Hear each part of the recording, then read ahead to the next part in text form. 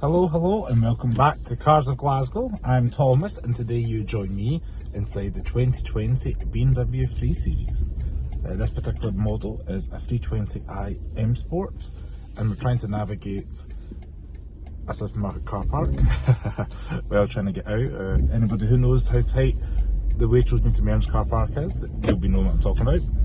And in today's video I'm going to be talking about the 3 Series and my time with it. So it's not going to be a full review purely because it's been out for a few years and everybody's probably watched one of these. But some of my thoughts on the car. So I've had it for just over a week now from BMW UK. I'm quite pleased with it, even for being a base level model. I'm actually surrounded by a nice coloured X3 and an iX in a champagne colour. Put the foot down. Definitely got enough grunt off the line. It's got about 180 horsepower from a 2-litre turbocharged petrol engine. There's no hybrid assistance that I'm led to believe from my online reading beforehand. I do believe the 320d gets the 48 volt mild hybrid, but I don't think the 320i, from what I read, does.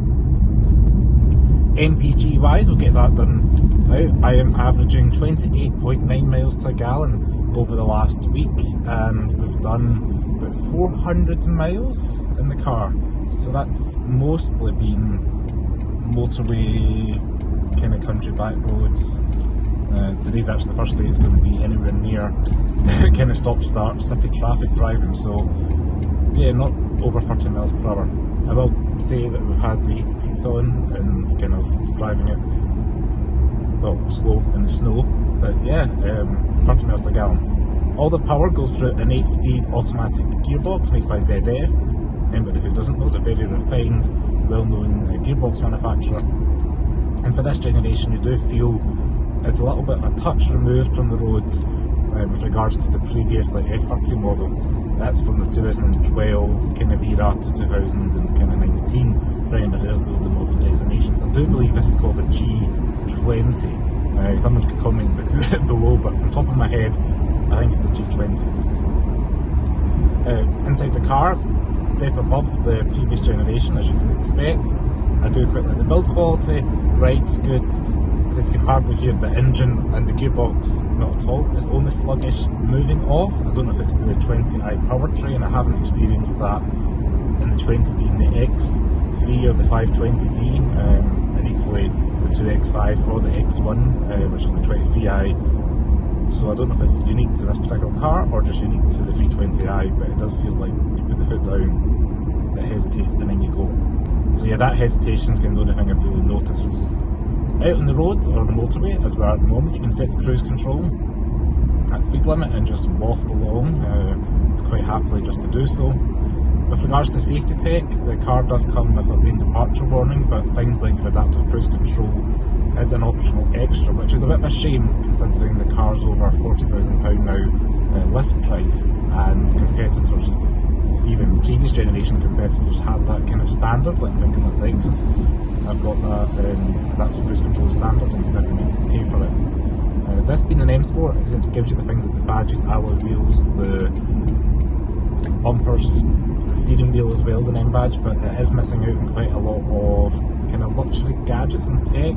So there's no blind spot monitoring, with no cooled seats, no heads up display. Annoyingly, also no keyless entry. As I mentioned, I was just in a supermarket and I'm carrying shopping, trying to open the door and get into the car, and you realise that this one's not got keyless entry. So you have to drop the foot or put it somewhere to get the keys. I'm just so used to that now with almost every car either I get or I've been in or owned even the last 4 or 5 years. To not have keyless entry is a little bit annoying, so it's a little bit disappointing. But that's enough of the negatives. Positives, it drives well. I was really impressed. I was even telling my friends last week how well this car drove, especially in the snow and ice. I did manage to get up one hill in particular, which if I find the clip I'll insert. However, the rest of the time it's been pretty competent on the road, especially in the A9, which we all know the Scottish weather we had recently has been quite treacherous.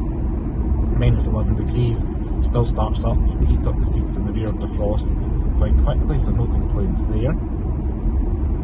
Technology wise, it's just like the 2020 X3 that you may have seen on the channel.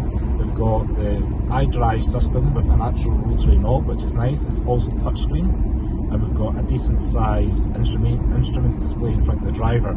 It's quite configurable. I quite like having it on the map just to see where I'm going, but I think this is the best of both worlds, and BMW kind of beat iDrive at the moment. So for anybody that's seen the 2023 X1 video, they may have noticed that BMW have got rid of the iDrive controller and they've just went for the two touchscreens. So this generation of BMW really kind of combines both. We've got the touchscreen, which is fabulous, and we've also got the rotary knob, which means you don't have to worry about taking your eyes off the road to touch, because you can just use your kind of logic with the rotary knob and the main screen kind of buttons, the home buttons for map, media, whatever it may be. Driving modes in this car as well, unlike the new BMWs, it's got that cool expressive mode that gives you that yellow and blue kind of artwork, shall we say, on the screens. We do have an adaptive mode in this car. So the traditional sport, comfort and eco pro mode we've had since 2009, and the adaptive mode now just kind of learns to your driving habits. It does say it's a predictive adjustment of the vehicle settings for the driving situation, but my understanding of that is kind of dulls down the car if you're just doing motorway miles, and then when you get a little bit of the twisties and a bit more, maybe going from 50 to 60 and in and out towns, it's going to be a little bit more reactive. So in the back of the 3 Series we do have technically bench seating for free, probably ideal for 2 children, maybe teenagers, smaller adults. Anybody over 6 foot is going to find it quite tight to squeeze. I'm 5'11" and I can fit behind myself about just, but it's not very comfortable. And this particular car doesn't have all the amenities back there, so we do have tinted windows, but there's no like blinds or heated seats or anything like that. We do have cup holders, and we do have little map pockets for iPads behind each of the front seats. I'm happy to report, however, the material build quality is the same in the back as it is the front. Quite often you find that sometimes manufacturers cheapen out in the rear, and in this case they don't. Boot space in the car as well is decent. You're going to fit some golf clubs in there, enough for suitcases, airport runs, etc. I do like the fact it's quite a nice wide opening, and when you unlock the boot at least, it does pop up. To get the electronic kind of tailgate, you're going to have to opt for, I think it's the comfort pack, that gives you also the keyless entry that I was talking about earlier on. And that's the thing about the BMW, it's quite spec sensitive. With the M Sport package it may give you all the appearance, but you're missing out on some of the gadgets. So cars you may compare this to, you may be looking at a Lexus IS from 2020, or a C-Class, maybe like a C220D is probably a realistic option for this. The IS only came as a 300h hybrid, or an Audi A4. All these models, apart from Lexus, offer petrol, hybrid and diesel models, and BMW is no different. We do have the 330e plug-in hybrid, we do have crazy M variants if you want the fastest and best. Also have powerful diesels, low power diesels, something for everybody. And there's not many manufacturers that can offer that kind of range, and the Germans seem to offer that anyway, so that's quite good. So there should be something for everybody. So all in all, I am quite positive about the 3 Series. I've enjoyed my time with it. So it's quite surprised me, considering it was a 320i. I quite like how it drives. That's the main takeaway from it. I thought it's quite refined. It doesn't feel as, I don't know, agricultural maybe as the last generation that drove well and maybe a little bit more analog. This is a little bit more digital, but not in a bad way. You feel that one step removed from the road, but you still feel quite complacent. And I think as a daily driver, it's going to be good, you're going to be happy with it. As always, I just want to say thanks very much for watching. If you've got any questions on the BMW 3 Series, please comment below, and I'll see you next video. Thanks for watching. Ciao.